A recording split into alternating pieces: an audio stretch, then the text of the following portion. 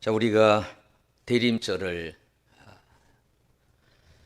지내오면서 4주째를 우리가 맞이합니다. 자, 우리 대림절 의미를 크게 네 가지로 한번 생각해 본다면, 첫째가 오늘 3절에 있는 것처럼 동방 박사들이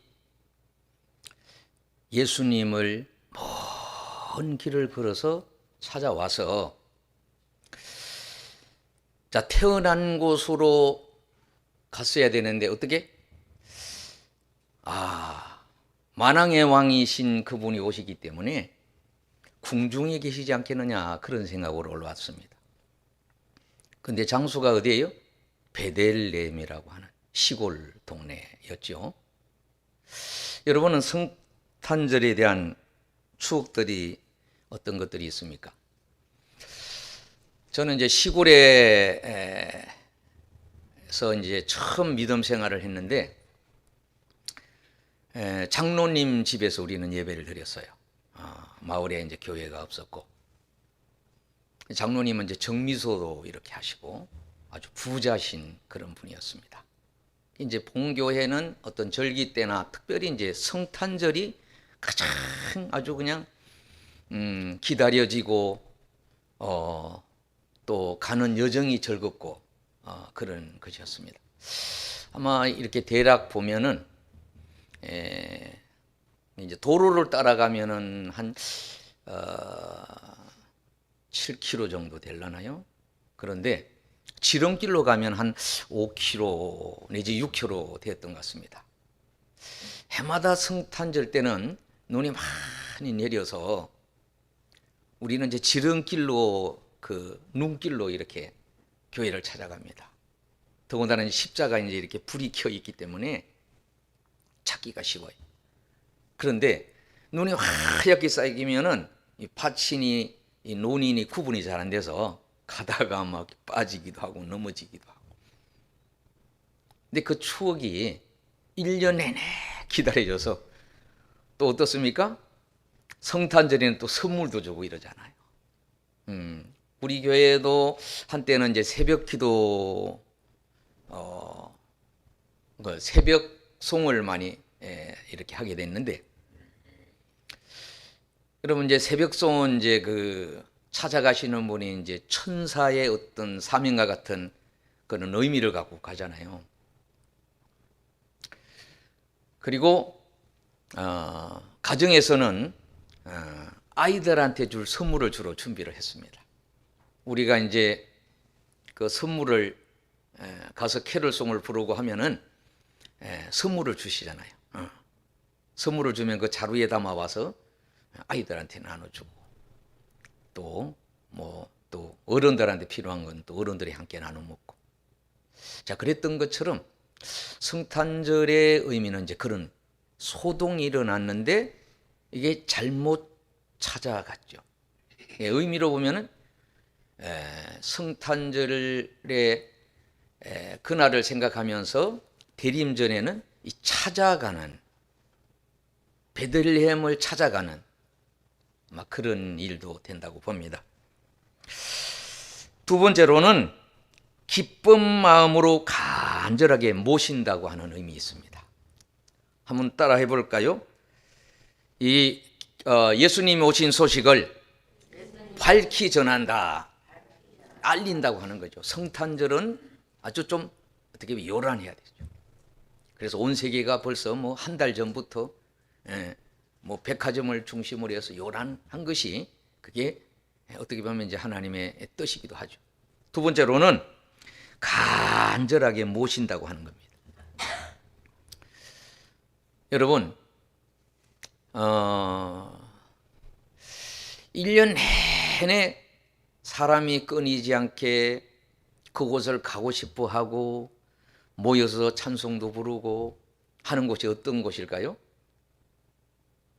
예수님의 수태 고지입니다. 아마 이스라엘 성지 순례 가서 뭐 거의 많은 부분을 또 가보기도 하는데, 빠짐없이 가는 곳이 예수님의 이제 수태 고지입니다. 제가 보니까 제가 이제 95년도에 성지순례를 가게 됐어요. 이제 그때 이스라엘에서 샀던 수첩에 여러 가지 기록을 했는데, 이 수태고지에는 그 예수님이 태어난 곳이 이렇게 좀 낮은 곳이고, 또 들어가는 문이 좀 낮은 지역에 있기 때문에 서서는 절대 들어갈 수 없고, 머리를 숙여서, 그리고 어떻게 보면 이제 엎드려서 볼 수 있는 그런 지역이라 가장 겸손한 마음으로 이 성지순례를 해야 되는 곳이 수태고지다, 그런 얘기를 합니다. 1년 내내 어떻게 보면 뭐 이스라엘은 거의 세계 모든 사람들이 이제 그곳을 방문하고 또 막 찬송가로 울려 퍼지고 이제 그런 곳이죠. 세 번째로는 강림하시는, 오셨던 주님, 앞으로도 강림하실 예수님을 맞이하게 하여 몸과 마음을 성결케 하는 의미를 갖고 있습니다. 자, 우리가 이제 사주를 이렇게 지내오면서 중요한 것이 정말로 예수님 맞을 준비, 찾아가서 어떤 모습으로 어떤 정성으로 맞이할 것인가, 이런 의미를 생각하며 지내오는 이제 그런 기간이죠. 기다림에 또 이제 그 의미를 보면은 온다, 원래 대림절이란 큰 의미는 이제 온다 그리고 도착, 이 두 말이 이제 복합된 거예요. 오시고 도착하셨다. 그래서 도착한 곳을 어떻게 동방 박사들이 찾아가는 그런 것처럼, 여러분은 어떻습니까?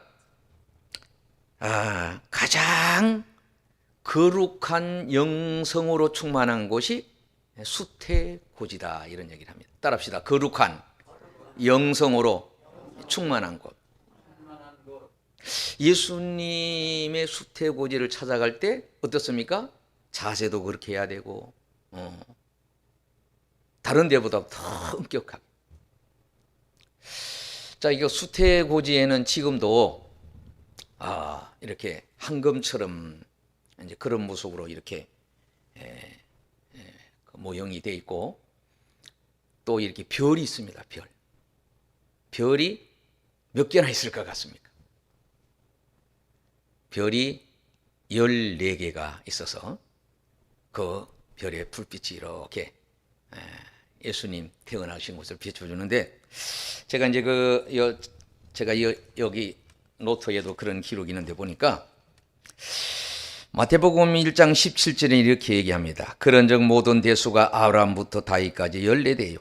다윗부터 바벨론으로 사로잡혀 갈 때까지 14대요. 바벨론으로 사로잡혀 간 후부터 그리도까지 14대더라. 그래서 어떻게 해요? 별이 14개로 비춰진다, 이렇게 이제 해석을 하는 얘기를 들었습니다. 여러분, 그 동방 박사, 우리가 흔히 세 사람 이렇게 하잖아요. 뭐 거의 많은 학자들은 이제 이란에서 이스라엘까지, 이란에서부터 출발했을 것이다. 뭐 이름을 동방과 세 사람 이렇게 얘기하는데, 3명에서 12명 정도가 됐지 않겠느냐. 이제 그 지역에서도 그렇게 뭐 성경에도 이제 12명이 많이 나오고 하니까 그렇게 출발했을 것이다, 뭐 이런 얘기를 합니다. 한 1500km 뭐 이렇게 거리가 됐다 그래요. 1500km. 1500km를 가려면 어떻게? 요 사이도 쉽지 않는데 먼 거리죠. 그 장로님 그 운동할 때 그 운동장을 몇 바퀴 도신다 그랬어요? 공원에 10바퀴? 예? 5바퀴. 5바퀴면은 얼마나 돼요? 그렇구만요. 그러면 혹시 몇 보 정도 되는지를 세어 보셨어요? 네.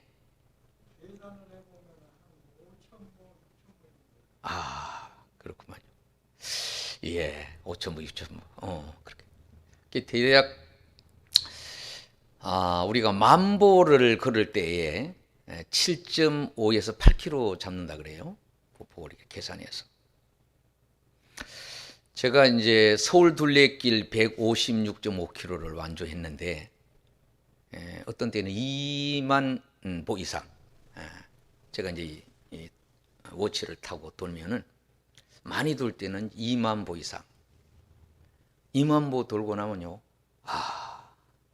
하루 우리가 계산을 할 때 한 20km 정도는 이제 여러 날을 걷는 계산할 때 하루 걷는 그 거리를 한 20km까지 잡는다 그래요. 그 이상을 걸을 때는 이제 지치고 못하고, 그것도 지금 얘기하는 8km에서 이제 20km 사이, 그 정도를 걸어야 여러 날을 걸을 수 있다고 합니다. 어떤 여러 날을 아주 그냥 기다리고 사모하고 그런 마음으로 이제 예수님을 만나러 가신 거죠. 근데 잘못 가서 어떻게 여기 헤로당 때 예수께서 유대 베들레헴에 나셨는데 동방으로부터 박사들이 예루살렘에 이르렀어요. 잘못 찾아가지고 다시 베들레헴으로 갔습니다. 베들레헴이 그 의미가 뭐라고요? 떡집이라고 하는. 제가 이제 그래서 어릴 적에 우리 장로님 사업이 정미소도 하고 뭐 이렇게 양의장도 하고 막 이러셨어요. 그러셨는데 이제 떡을 이렇게 하실 때는 어떤 때는 저를 부를 때가 있어요. 이제 장로님 집하고 거리가 멀지 않기 때문에. 그리고 떡을 그 가래떡이라고 하는 걸 하고 나면은 마지막에 이렇게 좀 남는 부분이 있어요.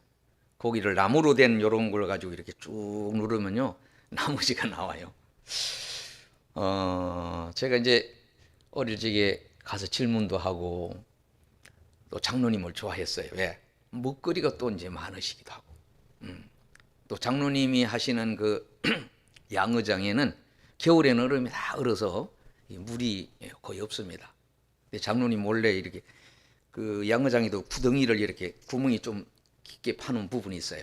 그 부분에 이제 고기들이 겨울철에는 이렇게 지내요. 이런 땅보다 더 낮은 부분을. 그럼 고기를 이렇게 제가 알지요. 고기가 모이는 데를 알지요. 이렇게 툭툭 치면은 고기가 나오니까 몰래 참 훔쳐갔던 그런 적이 있고, 또 이제 비가 많이 오면은 양의장이 이제 이게 물이 막 넘쳐가지고 고기가 펄떡 뛰어가지고 그 아래 개울로 떨어져요. 그러면 제가 거기 지나가다가 이 고기가 이렇게 움직이는 게 보이잖아요. 그러면요, 얼른 가서 그냥 그 개울을 이렇게 해서 불을 퍼서 고기를 잡았어요. 그러다 어느 날 장로님한테 들킨 거예요. 야, 용수라, 너 그 내 고기인데, 응?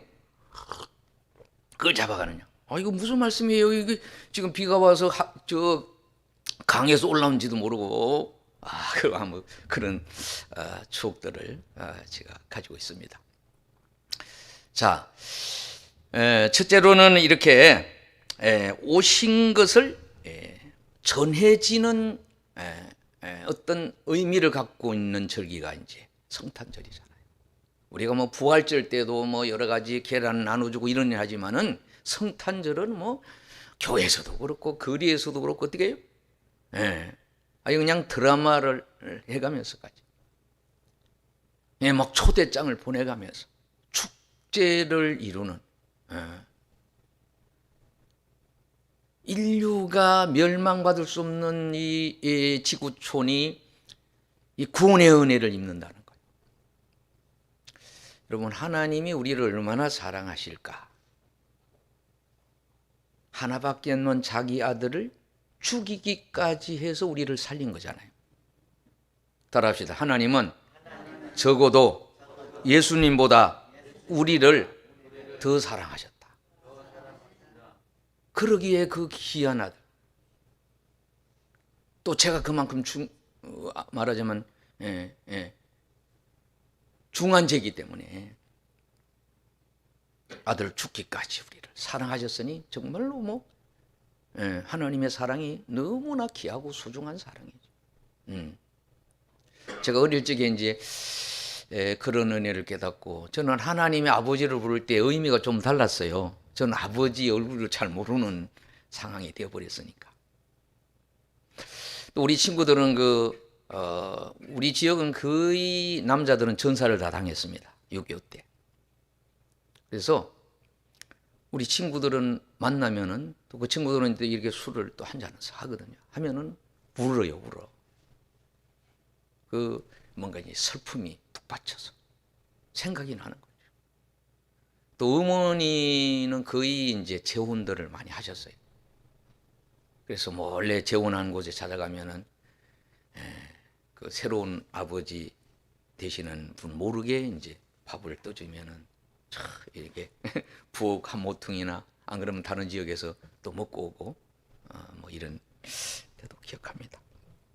자, 성도의 몸과 마음을 성결케 하는 그런 때가 이 대림절인데, 자, 예수님이 흑음하는 것 중에 냄새나고 지저분하고 오줌과 똥이 있을 수 있는 그 구유 지역에, 그곳에 주님이 오심으로 오늘날 그곳이 가장 아름답고 귀중하고 깨끗하게 되듯이, 그 주님이 우리와 함께 하실 때, 내주하실 때, 할렐루야, 우리가 성결한 은혜를 잊게 되는 줄로 믿으시기를 바랍니다. 그게 이 대림절에 주시는 은혜 중에 큰 은혜입니다.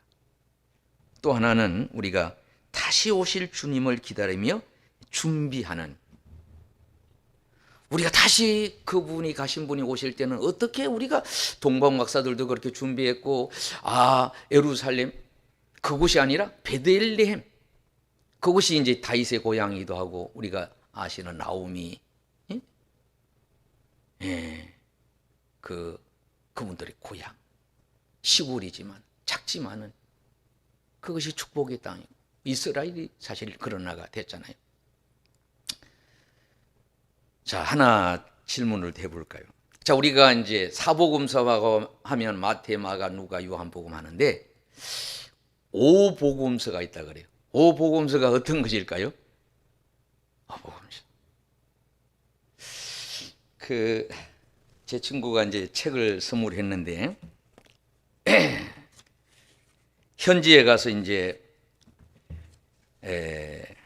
생애 어떻게 보면은 가장 소중한 시간으로 책을 써서, 에덴에서 느보산까지, 요단에서 길보아산까지, 여부스에서 수산 왕궁까지, 베들레헴에서 엠마오까지, 예루살렘에서 반모까지 책을, 성지를 알면은 성경을 이해할 수 있다. 우리 장로님은 이제 남쪽 지역에 있어서 눈도 잘 쌓이는 걸 못 보고 얼음도 그랬다고 하는 얘기를 들었는데, 제가 사는 고향은 그렇지 않았어요. 얼마나 추운지 모릅니다. 제가 우리 아버지 얼굴은 기억 안 하는데, 아버지 장례식 날 얼음을 지치다가 빠져갖고, 그때는 이제 그래도 속옷을 저한테 입혔다고 얘기를 들었어요. 여러분, 속옷이 물에 빠졌으니까 얼마나 이게 물기가 묻으니까 그거는 기억나거든. 제가 아버지 갈 때 생각이 난단 말이에요. 참 묘하지. 몇 가지가 이제 생각이 나요. 얼굴은 생각나는데.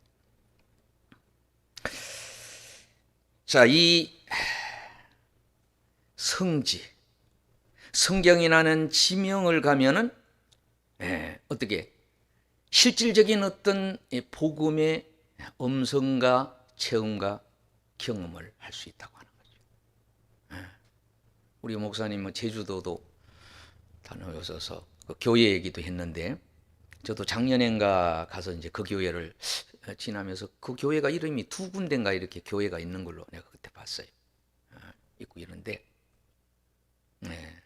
제 친구도 지금 제주도에서 목회하고 있고, 또 뭐 아무튼 그런 일이 있는데, 자, 우리가 이 성지, 우리 국내도 뭐 순교자 여러 곳이 있고, 특별히 이제 예수님의 흔적이 있는 성지, 성경에 나타나 있는 지명을 가면은 복음, 진짜 그곳에서 어떻게 보면 실질적이고 사실적이고 그분들의 어떤 간증, 특별히 유대인들은 그게 그 역사를 전수시키잖아요. 제가 이제 그 우리 강서구 팔경을 한 3번 돌았어요. 식사권을 이제 4장인가 뭐 6장인가 타고 이랬는데, 그리고 이제 서울 둘레길을 돌면서 제가 야, 우리 대한민국이 얼마나 참 좋은 대한민국인지, 또 그런 시설들을 너무 잘 해놔서 그게 이제 스탬프 찍는 곳이 전부 거의 공원들이에요. 공원. 시설이 잘 돼 있는 공원들. 한번 여러분 서울 시민은 하면서 가 보실 만한 그런 곳이 아닌가, 참 그런 생각을 갖게 됩니다. 자, 이 오복음서를 오복음이라고 하는 그 표내 그런 것들을 한번 생각해 보면서, 오늘 본문에도 헤롯 왕 때 예수께서 베들레헴이라는 곳에 나셨는데, 동방박사들이 처음에는 잘못 찾아갔잖아요. 그때 당시에는 별을 보고 갈 수밖에 없는 것이 지금처럼 내비게이션이라든지 뭐 이런 게 없어요. 나치판도 그때 아마 뭐 있을 수도 있고 그런데, 가장 정확하고 잘할 수 있는 것이 이제 별이죠. 제가 어릴 적에는요, 시간을 잘 할 수가 없어 갖고 우리 집 앞으로, 우리 마을 앞으로 기차가 지나가는데 기차가 시계였어요. 저 차는 몇 시, 저 차는 몇 시, 이렇게 되는 겁니다. 저 차 지나갈 때는 점심때에 밥 먹으러 가야지, 이러면서 이제 일을 했던 적이 있습니다. 자, 그런데 이 별이 또 천문학을 연구하면서 그것이 또 예수님께로 인도하셨으니 얼마나 참 감사한 일이죠.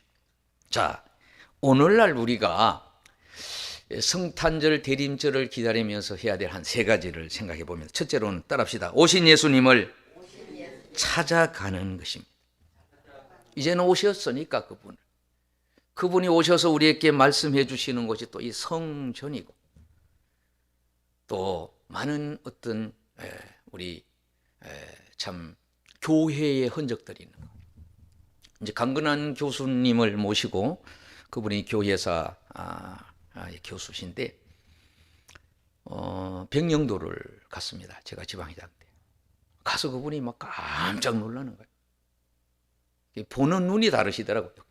그게 이제 국가가 지정해서 우리나라 이제 교회도 여러 곳에 이렇게 국가가 지원해서 보존케 합니다. 그 중에 하나가 이제 그 교회인데, 그게 이제 역사 흔적을 보면서 이거 내가 잘 공부를 못한 것 같다, 뭐 감탄을 하시고. 여러분 그 방면의 전문가는 그 새로운 걸 보면 막 어찌할 바를 모르는 거예요. 거기 써 있는 역사를 만져보고, 참 역사가 필요해요. 우리도 이제 40년 역사 지나서 또 이 길을 맞이하는데, 그 지방에 있는 어느 교회가 이제 80주년을 맞이하면서 첫 번째 있었던 그 새로 지었던, 그냥 시작했던 보다도 새로 건축했던 교회를 찾아 못 찾았는데, 우리 이제 장인어른의 그런 것들을 자료들을 그걸 한번 보냈어요. 그걸 하네. 너무 고맙다고. 우리 이제 김신환 목사님의 자료를, 김신환 목사님이 졸업할 때는 문교부 장관이 와서 상을 주셨다 그래요. 개건을 하셨는데, 개건상을 준 상장을 제가 100주년 때 자료를 한 12개 보냈는데, 그게 그때 우리 총회본부 전시관이 있습니다. 가면 그게 이렇게 했는데, 갖다 나왔는데, 이번에 가봤더니만은 그때 받았던 거 있어요. 지금 그때 당시 아주 뭐 거장이신 박현명 이런 분들, 그런 분들이 졸업할 때 이제 축하글을 썼는데 그것이 거기에 전시되어 있어요. 제일 첫 번째 들어가면 박물관 들어. 너무나 감격스러워서 이제 찍어서 우리 처남들한테 보냈더니만, 아이고 이런 자료가 또 있느냐고. 그렇죠. 그때 어른들이 써주는, 우리 성탄절 때도 뭐 쓰는 그런 계획을 짰는데, 자, 첫 번째는 오신 예수님을 찾아가는 것입니다. 베들레헴까지 가서 주께서 알려주신 일을 보았을 때에 얼마나 이분들이 감격했을까요? 빨리 가서 마리아와 요셉과 그의 누인 아기를 보고 여러분, 성경에는 길 가던 예수님을 찾아갔던 혈류증 여인이라든지 밤중에 예수를 찾았던 가는 니고데모라든지 그런 분들이 예수님을 만났을 때 얼마나 감격했을까. 여러분들도 개인적으로 뭐 어쨌든 간에 감동으로, 안 그러면 어떤 영몽으로 주님을 보았을 때, 주님을 만났을 때, 또 어떤 성화로도 만났을 때 이 감격이죠. 두 번째로는 따라합시다. 오신 예수님을 축하하는 겁니다. 이 성탄절은 이제 축하가 있는 거죠. 어제도 우리 이제 처남이 팔순을 맞이해서 행사를 했는데, 처음에는 이제 식사 시간 가려니까 짧게 해서 제가 예배를 짧게 인도를 했는데, 나중에 이게 뒤풀이가 많아졌어요. 그래서 동생이 축가를 하고, 또 조카들이 또 춤을 추고, 그리고 본인이 또 답가를 한다고 또 부르고, 막 그런 순서가 있었어요. 근데 역시 어떤 축하하는 자리에는 막 그런 순서가 필요한 것 같아요. 우리 성탄절 때도 그래서 아이들이 나오고 하고 이런 하잖아요. 성탄절은 축하하는 그런, 왜? 황금과 유황과 몰약을 드리면서 정말로 이 주님 오심을 진심으로 축하했잖아요. 할렐루야. 세 번째로는 오신 예수님을 경배하는 것입니다. 그렇습니다. 예수님을 찾아가시고 오신 예수님을 정말로 기쁨으로 별을 보고 가장 크게 이들이 기뻐하면서 아무튼 1000여 킬로를 걸어서 가서 영광을 돌리는 그 마음에, 여러분, 감격이 얼마나 컸겠습니까? 그처럼 이게 진짜 이게 어떤 그런 역사가 사실일까? 오신 예수님을 그들은 경배할 때에 아기께 경배하고 보배합을 열어 황금과 유황과 몰약을 드렸습니다. 찬송을 받으시기 합당하신 주님 앞에 놀랍고 감사하는 마음으로 그들은 참 정성을 다해서 이렇게 찬양하며 경배하고 영광 돌렸던 모습을 보게 됩니다. 이제 말씀을 마치고자 합니다. 대림절은 밝히 전하는 것, 그냥 전하는 게 아니라 어떻습니까? 주 예수를 믿으라, 그래야만 너의 집이 구원을 얻는다고 하는 그것도 있지만은 하늘에는 영광, 따라합시다. 하늘에는 영광, 땅에는 기뻐하심을 입은 그 평화, 그 은혜, 그 놀라운 그 사랑, 그거를 정말로 우리가 어떻게 하든지 이게 세상에 알리고 나타내고 부르고 축하하고 경배하고 영광 돌리는 때가 우리가 성탄절이 될 것입니다.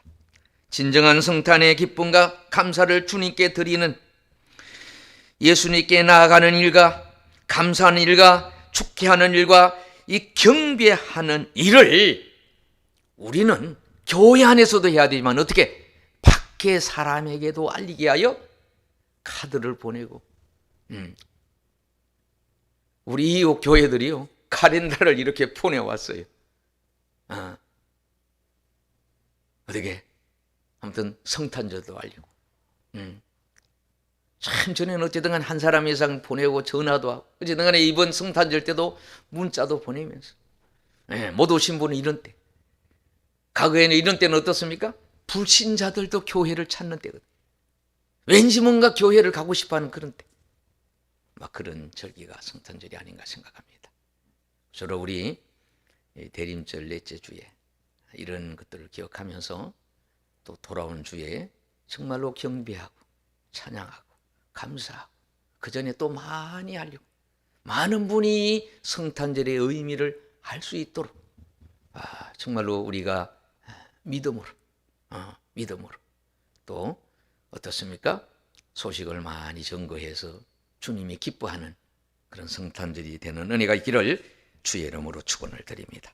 우리 함께 기도하겠습니다. 예수님을 진정으로 찾아가는 성탄절이 되도록 사람들이 찾아올 수 있도록 우리가 알리고 전해서 또 오신 예수님을 우리가 교회 안에서도 축하하지만은 밖에서 축하하는 그 의미를 깨닫게 하여 주옵소서. 그리고 진정으로 참 경배가 이루어지는 성탄절이 되게 해달라고